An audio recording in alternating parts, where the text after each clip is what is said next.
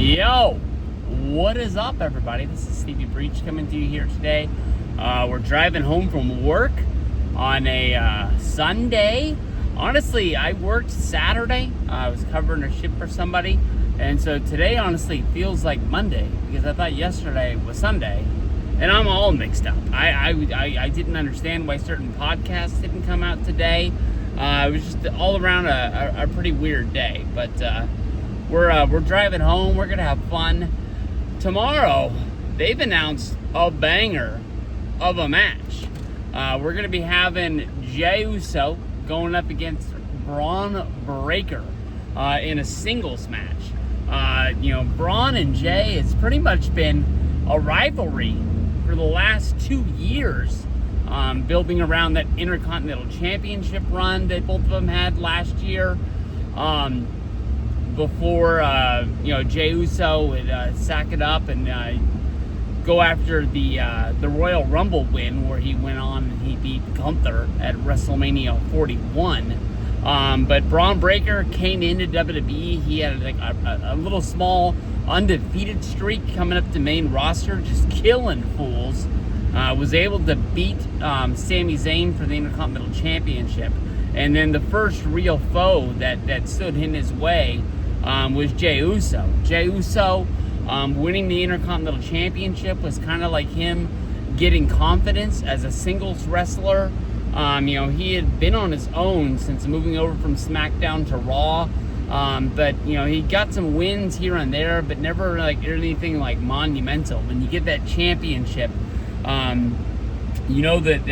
it's not really the worker's belt that it used to be back in the 80s and the 90s, when we thought it was like a stepping stone to being a future world heavyweight champion. But I really like this match.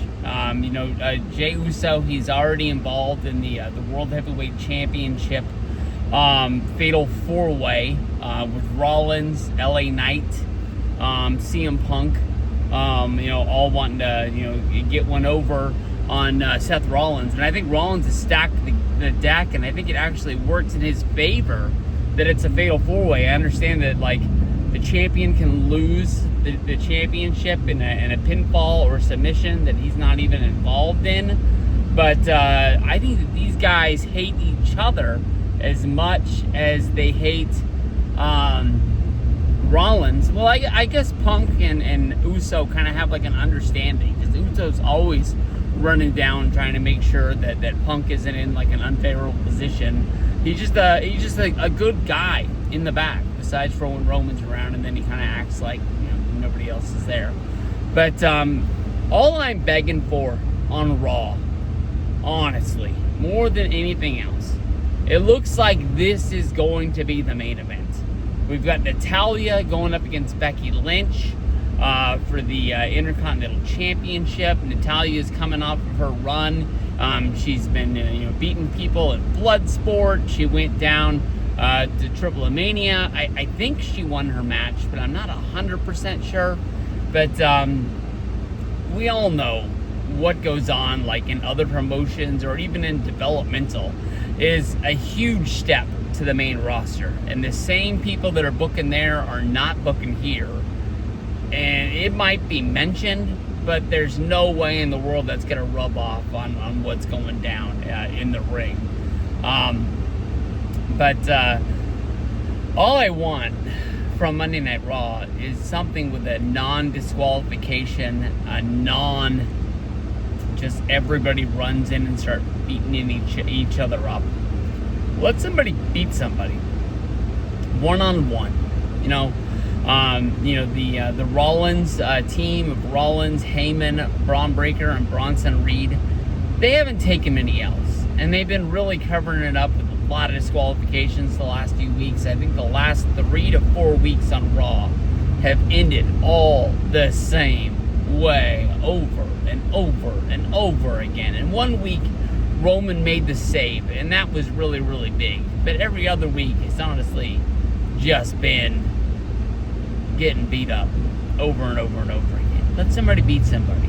Bron Breakker can take an L here. As of right now, I don't even think Braun is going to be on the Clash in Paris that is going to be coming up. In my mind, I'm thinking that it's going to be Bronson Reed going up against Roman Reigns, and then Roman's going to have to beat Bronson and then move on to Braun, kind of like leveling up, like in Mortal Kombat when you start at the bottom and every win you get, you climb one rank closer until you get to Goro at the end of the tournament. But let's have a day. Let's let it be good tomorrow. Jey Uso versus Jey Uso against Bron Breakker. That's still screwing me up. We've been doing that for months, and the two guys with Braun names, not good for me. I slip on it every time. I talked about it in my 49er video yesterday. I called Trent Williams. I called him Trent Richardson yesterday, and I just was like, if you slow down, we're going to be okay. But I was trying to rush through it because there were so many guys in that preseason game that, aren't going to be on the team. And they haven't been around. So I was like doing everything I could to get their names out before I forgot them. I can't name that quarterback that played the second half to save my life. It was like Boyer or something like that. But I'm not 100% sure. But I think it's going to be a good Raw tomorrow. We just got to settle it down. We got the Clash in Paris coming up, and then of course after that is going to be that unnamed September pay-per-view that's going to run against All In, hopefully with Cena versus Brock, Punk versus Rollins. I think it's going to be a pay-per-view with just like no rules, not like extreme rules, but I mean like they're going to give it to us all because they just want to beat AEW. That's it. They want to put on a better show than AEW does that night.